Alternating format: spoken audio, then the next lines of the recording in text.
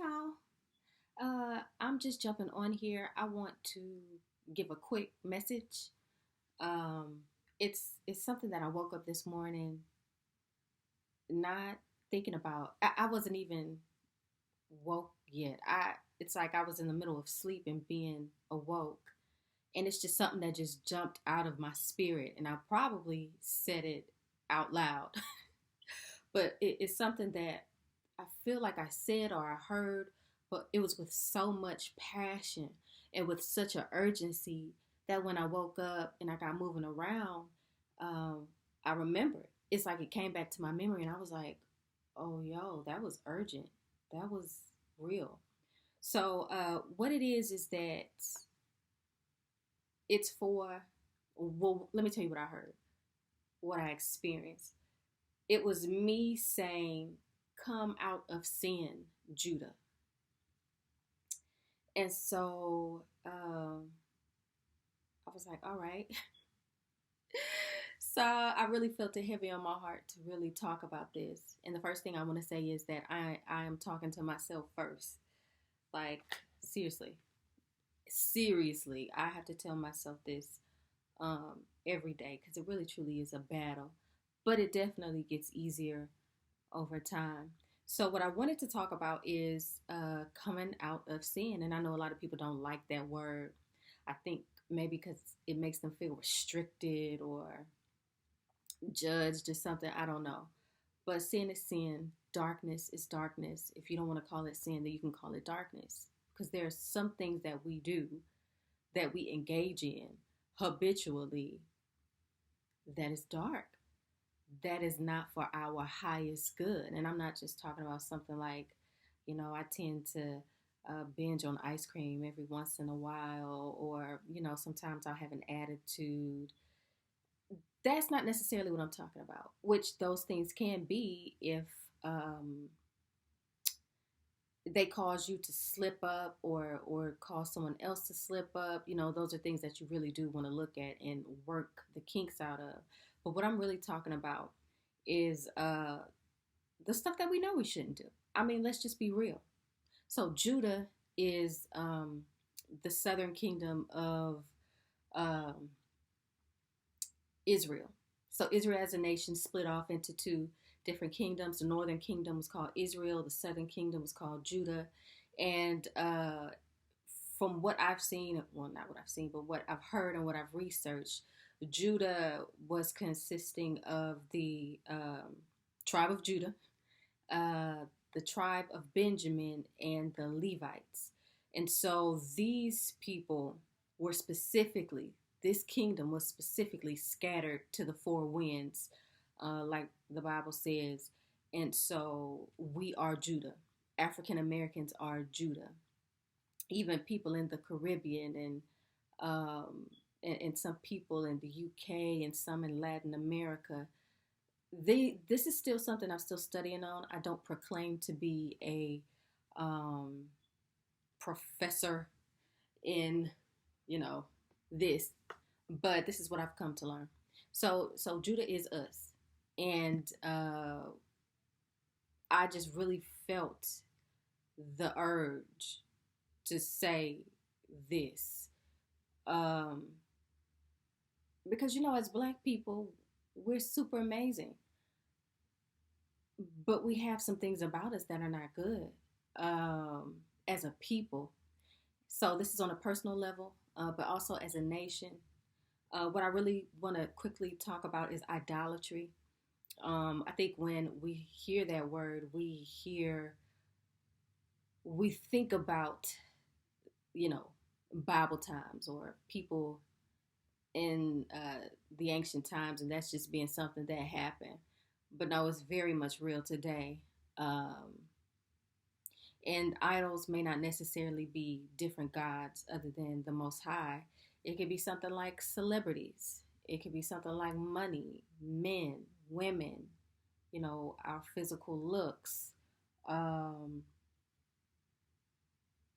yeah, sex. That's a big one. I did a few videos ago. I forget the title of it, but it was just a confirmation from the Most High about how He feels about what his daughters are doing. And so I guess I am addressing, women and men also. It's amazing because the Bible speaks about this. The Bible speaks about his children and their, I want to say, obsession with sex. You would have to read it for yourself. So if you go to, it is Ezekiel 16, chapter 16, and Ezekiel 23. The Most High is talking about uh, how he sees the whorings of his people and how he's about to lay out judgment on them.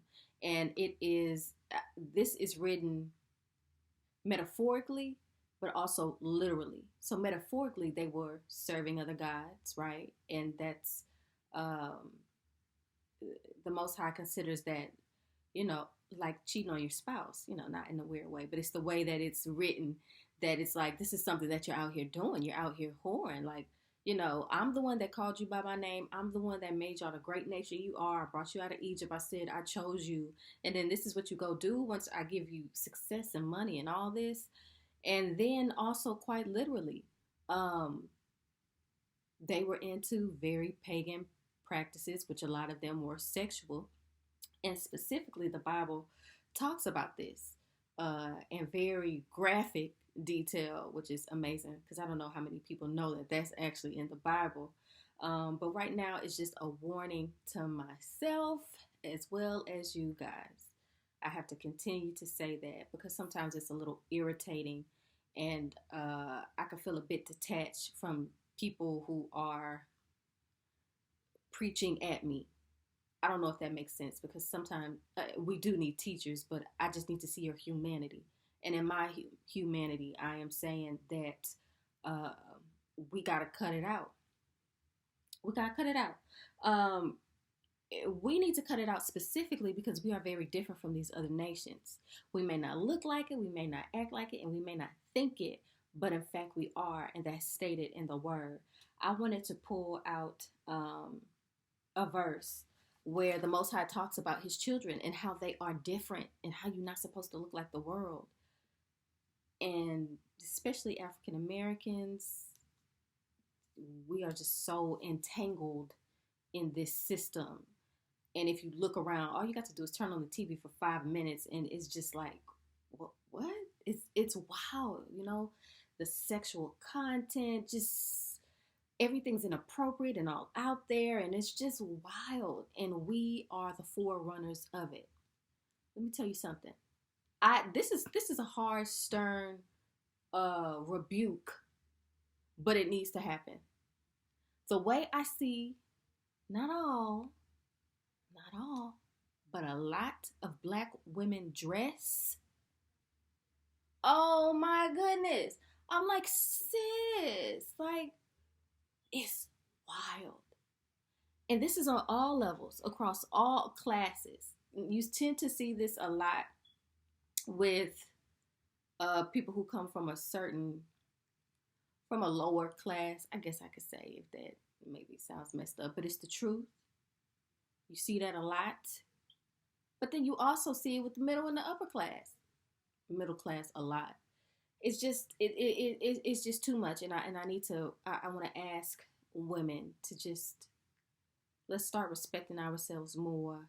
Let's wear a little bit more clothing, because at the end of the day, you have to ask yourself, why am I wearing this? Why do I feel like this needs to be so tight around my waist and my buttons, my buttons unbuttoned all the way down? Why? Is it because I really like to dress like that? Is it because I really feel good like this?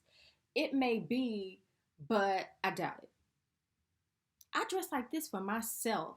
Okay, girl, sure.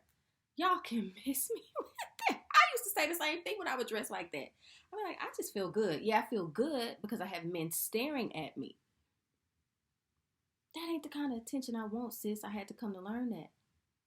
Anyway, I went out on a tangent, right?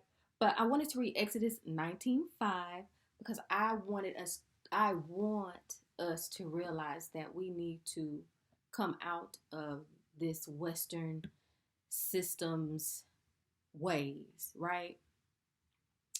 And we need to start separating ourselves and just really cultivating a relationship with the Most High. Um, because, as I mentioned in a few videos ago, he is very upset with that we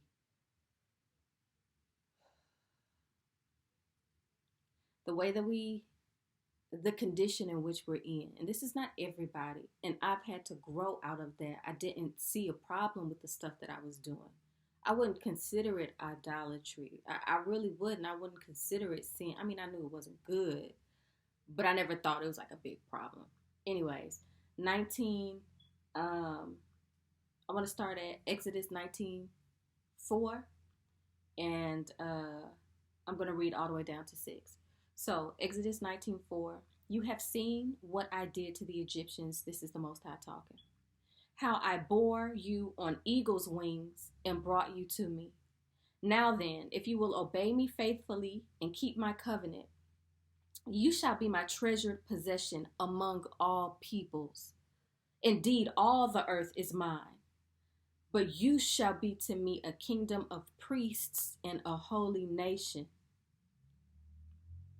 So, if we look at ourselves in the lens of who we are as a people, yes, we are part of the Most High's chosen. We are the Most High's chosen. Um, and I've done a couple videos about that if you guys want to go check it out. But seeing as we are this people, you may say, okay, well, that was just in the Old Testament. Things have changed. Things ain't the same. Let's go ahead and flip to the New Testament. So this is in Matthew 10:34, and I'm going to read 34 and 39. This is Jesus speaking.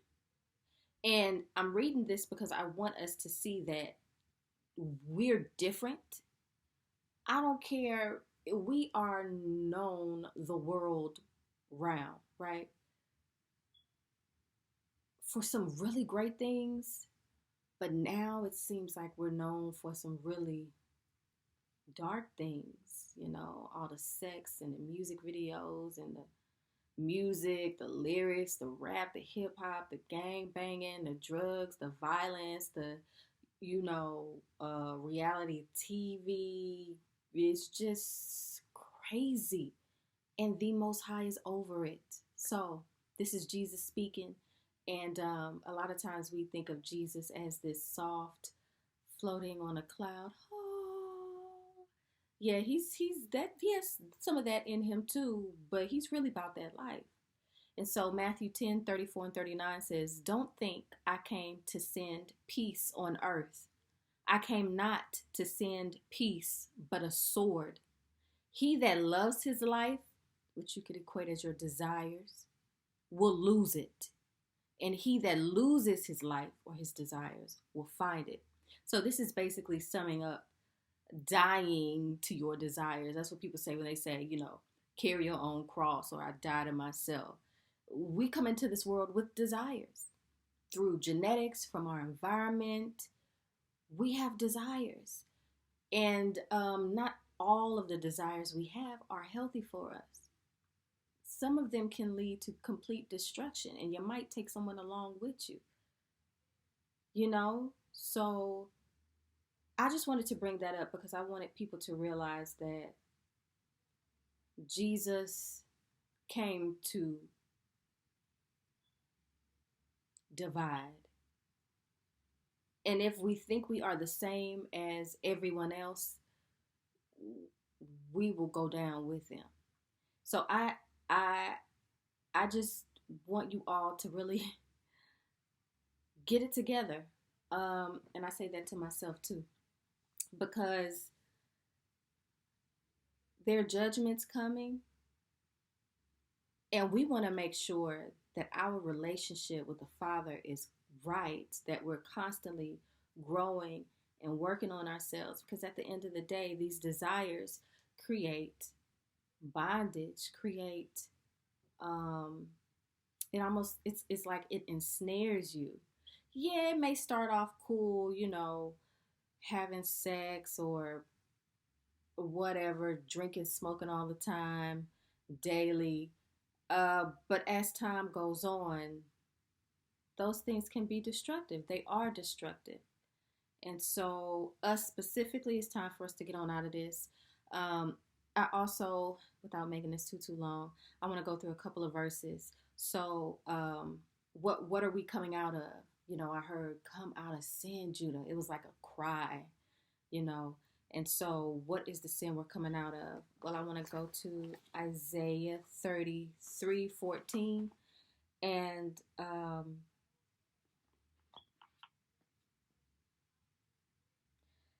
this is kind of a description of where we should be, where the goal is, right? So I'm going to start at 14. So this is Isaiah 33:14 through 16. Sinners in Zion are frightened. The godless are seized with trembling. Who of us can dwell in the devouring fire? Who of us can dwell with the never dying blaze? He who walks in righteousness, speaks uprightly, spurns profit from fraudulent dealings, waves away a bribe instead of grasping it, stops his ears against listening to infamy, shuts his eyes against looking at evil. Such a one shall dwell in lofty security, with inaccessible cliffs for his stronghold, with his food supplied and his drink assured. So that's just talking about, you know, if you try your best to walk in righteousness and walk uprightly, there's a level of protection and security with you. And into the times we are going into, individually and as a nation, we need this. So I want to read Jeremiah 3 12 through 13. And this is the Most High talking to the prophet Jeremiah. And he's talking specifically to Israel. Remember, Israel was the northern nation and Judah, the southern nation. And what I find interesting here is that he calls Judah faithless. So every time he mentions Judah, he calls them faithless.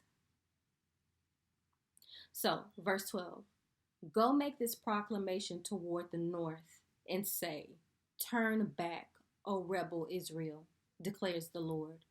I will not look on you in anger, for I am compassionate, declares the Lord. I do not bear a grudge for all time. Only recognize your sin, for you have transgressed against the Lord your God and scattered your favors among strangers under every leafy tree, and you have not heeded me. So, when it says scattered your favors among strangers under every leafy tree, it goes and talks again about that idolatry, serving other gods, and I believe quite literally um, the pagan sex worship. So the Most High is saying, look, I'm compassionate. Just turn from your sins. All right. And then one last verse. Ezekiel. Now, Ezekiel, this one right here is a trip. And this is what my other video was based on. I had been given a message about the daughters of Judah, Hebrew women, black women, and their lustfulness, I guess is the word.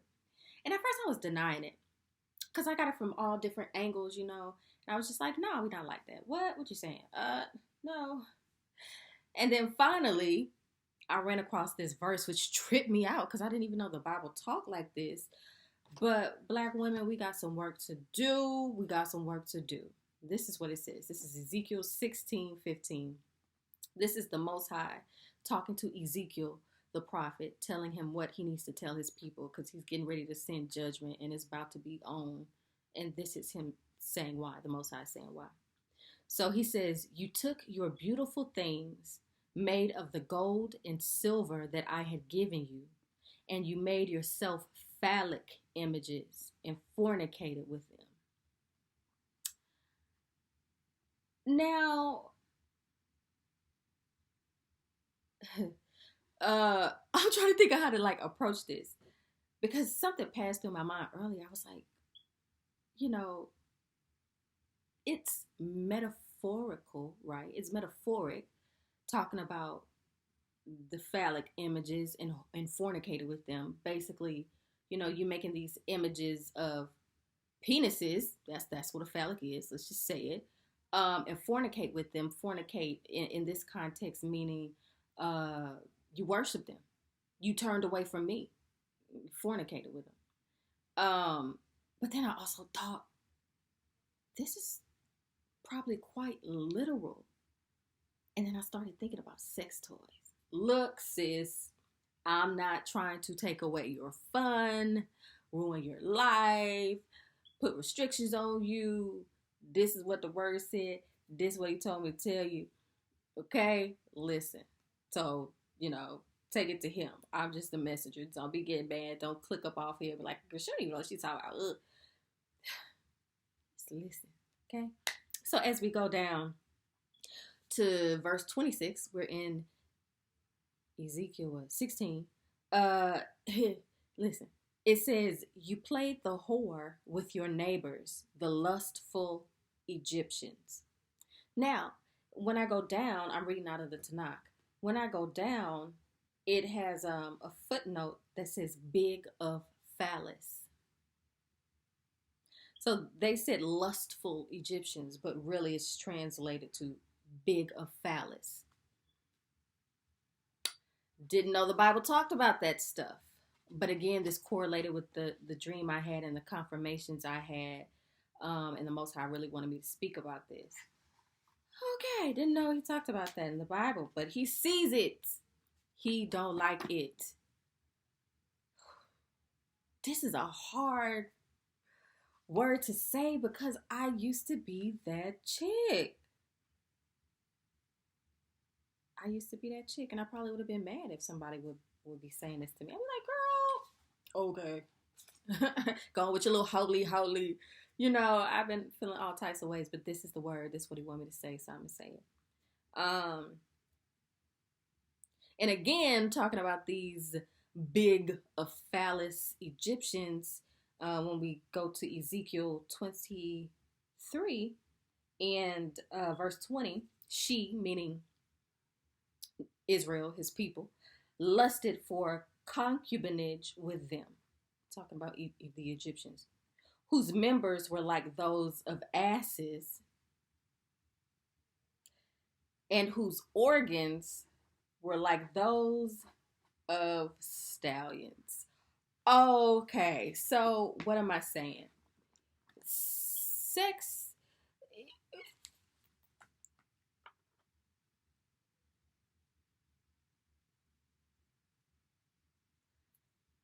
This is a big issue because, you hear a lot of times, stop having sex out of wedlock, wait till you get married, and you're like, okay, I don't see the big deal. Yeah, the Bible says it, but still, it's a big deal because spiritually, the doors that it opens and the damage that it does can, and a lot of times, last you a lifetime and have um, lasting effects. So, I just really wanted to tell you guys this. I want you to really just step back from this and say, what could be the idols in my life? What could be something in my life that I am putting in front of a relationship with the Most High? It's important that every one of us in the nation, the tribe of Israel, black folk, really work on ourselves. It's imperative that we do that, not just because we want to be good people, but because the time is drawing near for us to have to choose. So I'm going to I feel like my videos might be taking more of a prophetic turn because there's so much information I get, but I'm just like, should I tell it? Should I say it? Because I'm very wary of the whole prophetic thing, and how people can misuse it, or even if it's, real, it may not be for me at the time, so I'm just real sketchy about it. But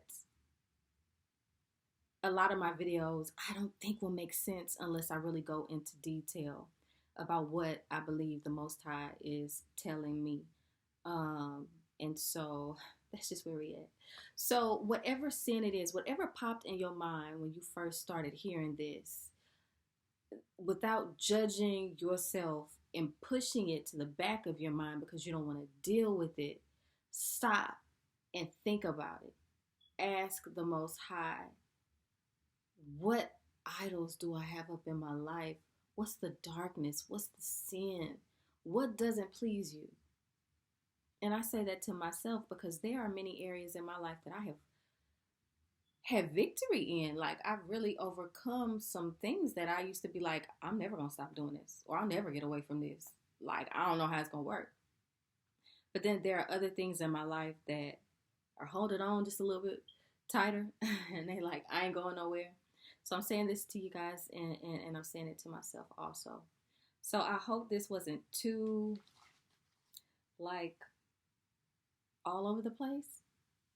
Um, but really, seriously, this is something that I heard, and it was such an urgency to it that I figured I'd come on and just encourage you guys that even if you've told yourself that you're going to stop doing certain things, or you're going to get closer to the Most High and all this, and then you haven't done it, don't beat yourself up about it, because that's just a quick way to continue going on the same path you're going.